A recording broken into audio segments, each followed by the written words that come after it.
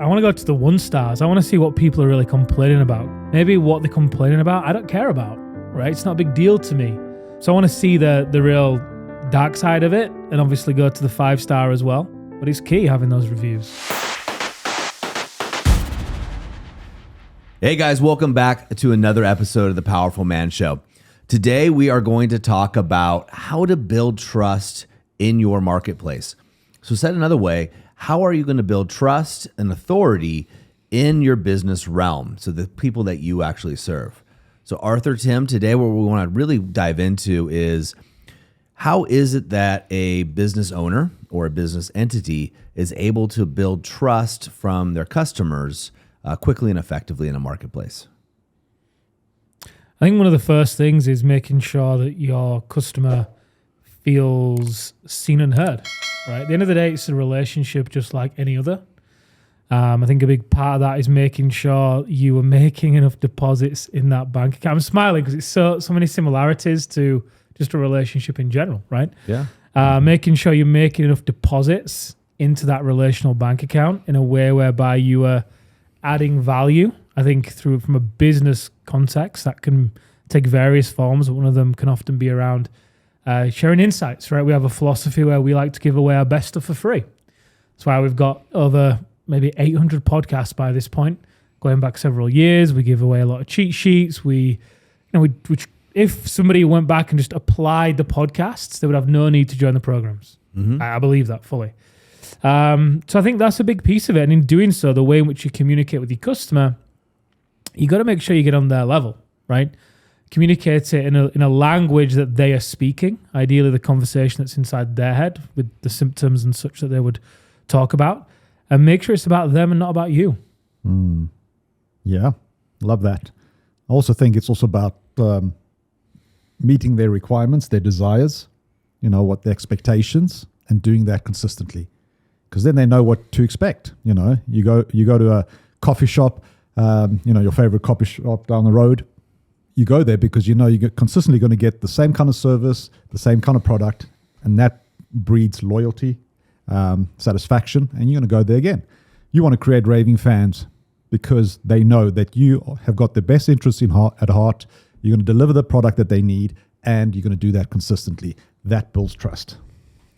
Yeah, all those are right. And when I think of trust in business or trust in general, to me, it comes down to doing the right thing even when it's hard, right? Just doing the right thing. So we often talk about internally in the Powerful Man movement, some issue comes up, whatever it may be. We always talk about what's the right thing to do here, not what's the best thing for the business, what's just the right thing as humans to do. And also you'll see this all the time in my background in marketing. People say, well, I'm B2C. Well, I'm C2C, right? I'm B2C or B2B, excuse me. And then the thing that everybody talks about now is it's H to H, human to human. And that's so true. And when the way I want to be treated as a customer, or as a consumer, is I just want to be treated fairly. I don't mind paying a premium for something. I don't mind that if the quality's there and the value's there. I don't mind spending the money as long as I'm treated fairly. And even if something goes wrong, right? And it happens all the time. We screw up. Everybody does. I bought a new truck, whatever it happens, things go wrong with that. But as long as you feel like you're being treated fairly and they're doing the right thing by you and by themselves, right? There's obviously a line there. I feel like that builds trust and loyalty right away. Yeah, it reminds me of an experience I had recently with a company that I was doing some blood tests with. And in my opinion, they messed up. I wasn't bothered that they'd messed up. I get it, things happen. But what really bothered me was that they weren't taking responsibility for it. And they weren't even validating my experience. Instead, they were being quite argumentative with me. I just thought, this isn't how you build a relationship with anyone, never mind a customer, right? It's irrespective. Let's say Amelia comes to me and she is upset with something. I'm going to validate her experience. Regardless whether I agree with a point, I'm going to validate the experience. And if there's something that I get to clean up from my side of the street, I'm going to do it.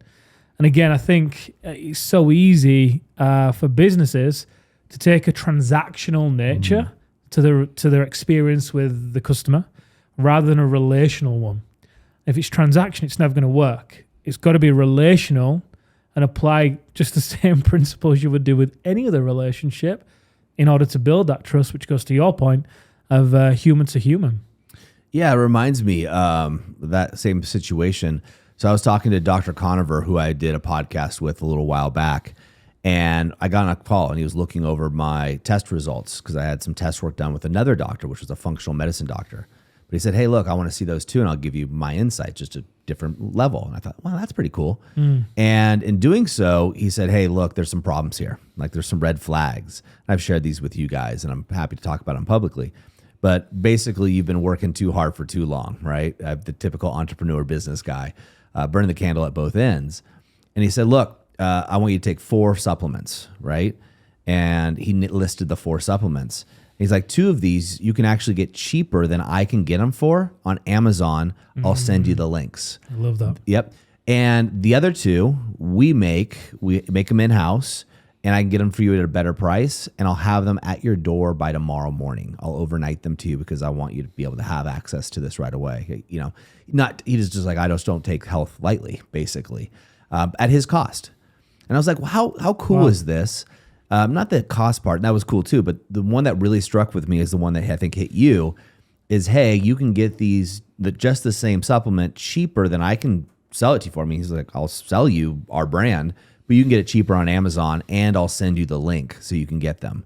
I thought that was cool, right? All right, you got one Builds more. trust for sure. Builds trust, yeah. He could have made a couple bucks off me and sold me something else, and I would have bought it. And no harm, no foul, right? He gave me the recommendation. You realize when you buy from a provider, you usually pay premium, and he's got to pay rent. He's got to pay the bills too. I get it. And the fact that he wanted to make sure that he was putting my health at the front line of the conversation, which makes me trust him more, makes me want to dive in deeper in business with him over the time. Yeah, you have this term called fiduciary responsibility. Yeah, and I think that's what we're talking about. It's like helping the other person get the best deal, regardless of whether you get the deal or not. What's in the best interest of the other person. And I think that develops trust because the other guy hasn't got his best interest at heart. Yep. I think something else as well, doing the right thing, 100% agree. I think that's a big one. Meeting where they're at, taking responsibility, all these things we're talking about. I think as well, one of the key things that builds trust is being able to have some social proof out there, which is kind of a little bit of a gray area because some people may believe it, may not. But having other people champion what you do, right? For example, Dr. Conover, I think we first heard of him from The Animal, right? Yep. So the animal's out there championing this doctor, right? We have a lot of people who, obviously we have a lot of social proof out there, but if someone's thinking about our movement and whether to join the programs, I imagine it's going to be a lot more impactful for them to hear it from a friend than just see the same thing from that same person as a video online, right? So I think finding some kind of way to create an experience for the customer that makes them become a raving fan and want to talk about it is huge because there's no better source of business, right, than a referral. Well, yeah, and social proof is huge. I mean, think about we're all going out to dinner tonight. One of the things that we do when you look for a dinner spot, or when we're in Banff or Jasper recently for an event, is you look at the reviews. Yeah. How many reviews, what are the reviews? And I don't know about you guys, I usually read the first couple of them only just to see how genuine they are. And being in marketing myself, I know that some of those reviews can be fake. All of them can be fake. Yes. Going through, but you want to see some legitimacy in there. I want to see some 3-star reviews every once in a while. I want to go to the 1-stars. I want to see what people are really complaining about because if maybe what they're complaining about, I don't care about, right? It's not a big deal to me. Yep. So I want to see the real dark side of it and obviously go to the 5-star as well.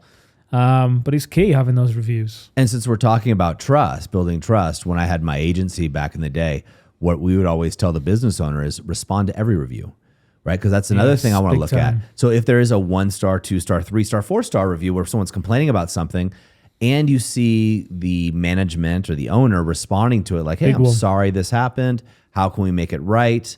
Then I'm like, okay, these people are responsive. They care about what their customers are saying.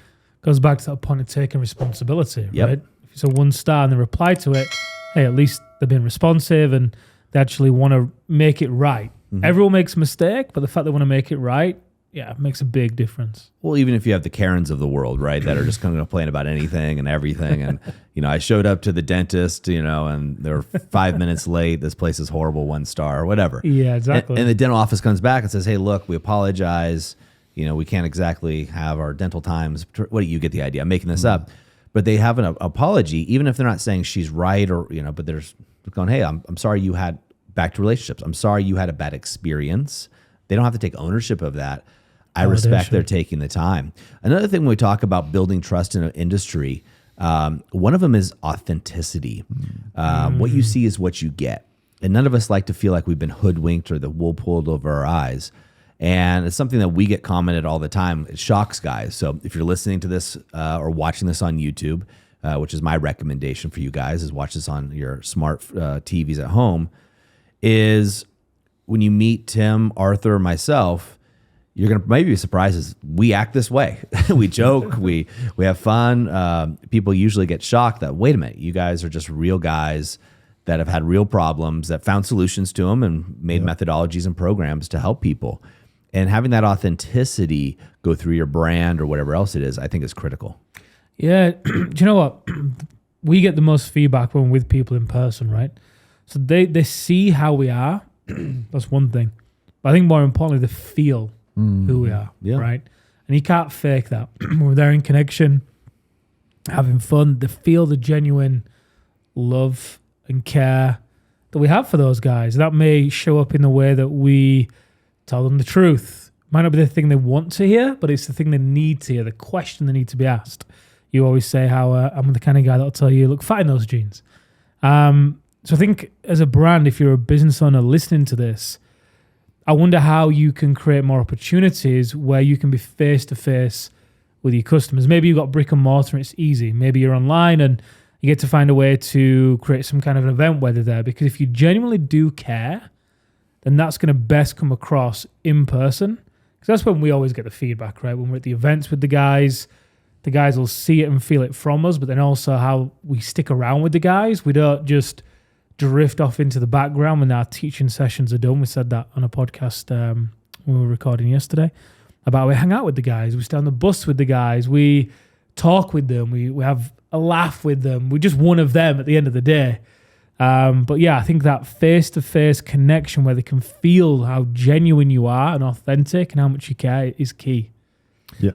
So yeah, caring is key, as well as having, for us, we're here on a mission.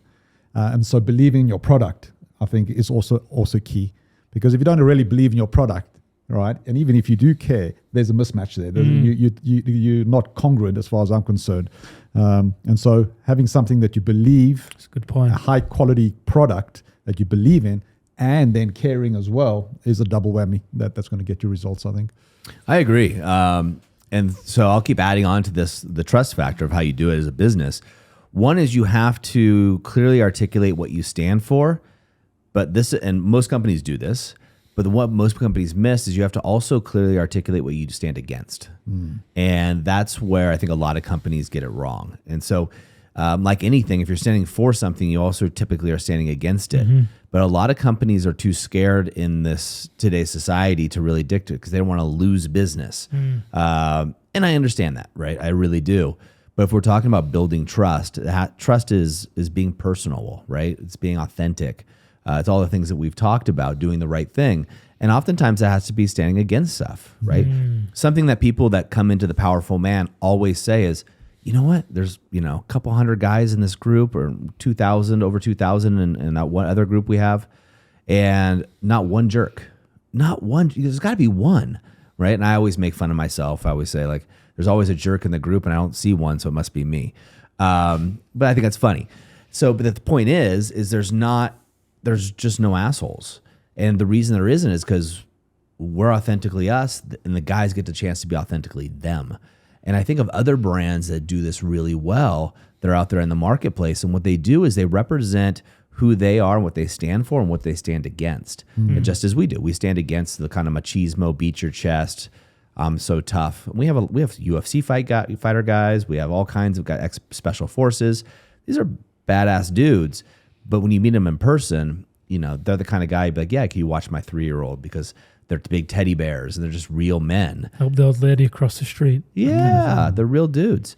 So when building a brand, you want to take that all into context. There's whole formulas for doing this from a marketing, strategy. One of the books, if someone's looking at doing this for their business, would be Story Brand. Yep. I think that's a really good book for people Donald to start. Miller. Yeah, really good book to start with. And you build your canvas based on the story and the hero's journey. There's several other books I would recommend to people on this mission, but it really comes down to doing the right thing. The golden rule, right? Treat others as you would want to be treated yourself. And I think if more businesses and business people can stand by that rather than just always trying to get a profit, they're naturally going to build trust and build trust quickly. Yeah, I think a key thing to that as well is there's got to be some meaning to what you do, right? You've got to find meaning within the product that you deliver, however that comes about, wherever it comes from, because I think what I've seen anyway is when guys kind of fall into a business just to make money and they hustle and they grind and they deliver a good product and they're believing it, but they don't tie it into how it actually creates something meaningful for them, it could be through the core values or whatever. I'm not too sure, but the point is, if it just maintains being about the money for them, it's going to be harder to do all these things. It's going to be harder to believe in it as much. It's going to be harder to focus on the social proof of it as much. It's just going to be a bit. There's always, in my experience anyway, with the guys that I've spoken with in our movement, and I can think of 2 prime examples. One was a guy that owned care homes, and he took over the business. And he took over the business when it was in a bad place, and it was just about the business and about the money and getting it to a certain position. And he didn't enjoy it, right? And therefore, he wanted to get out of it as quickly as he could as well. And he didn't choose at that point, at that stage, to anchor it into any real meaning of how that product created something meaningful in the world. I think partly as well because he wasn't necessarily seeing his life in that way or himself in that way. He lacked a little bit of meaning in his own life too. Then I think of other guys who find a way to sell a particular product that solves a certain problem, but they also find a deeper meaning and reason for how it serves a bigger purpose or meaning in society. And in doing so, it's much easier to get behind the latter product and really stand by it and communicate with confidence and do the right thing and all those things than it is the former product. One's more transactional, one's more relational. Yeah, love that. I think one other element, and I think this is something we do really well, is bringing the whole team along. Right, the whole team's heading in the same direction. We've got clear values, we've got clear direction, we've got a clear target, and everyone is pretty much on board. And I think that helps everyone move in the right direction. We're not pulling against each other, which then leads to providing great service, right, for the internal clients as well as external clients. And so that once again makes it a consistent service and congruent service. Yeah, I'm gonna agree with that too. I love the fact that we bring that along, and that's something that our company culture really helps with. There's a lot of companies that have done a really good job with that, and you kind of trust the company more because you see that they're doing it internally as well as externally. You feel the care, right? Yeah, you get that they do it to a more of a core measure. I'm going to give 2 more, and then we can kind of wrap this conversation up. But the 2 ones that I want to leave that sound pretty obvious to me and probably to the people listening, but few people do it, is do what you say and say what you do, right? So make sure you actually do the thing you say you're going to do. You can't build trust if you can't follow through, right? Maybe I'll do 3 here. The one is I was thinking about a guy, Keith, and what he does when I was thinking about the manufacturing side of things. But you have to have quality, right, in your product. And that alludes to what you were talking about earlier. You have to really have quality, which comes to, in my opinion, do what you say, right? If you say it does something, make sure it's good and the good quality. And the last one I'll leave it off is exceeding expectations, right? When you set expectations, you need to exceed them, at least meet them, right? That's meeting them to me is the bare standard of like the shitty business. Exceeding them every time, that's how you build trust. When my expectations get exceeded, I get excited. And that's how you really build trust within a company. That's a great point, yeah. It's always great to deal with a company who exceeds your expectations. Well, we checked into the Fairmont, right, in Jasper.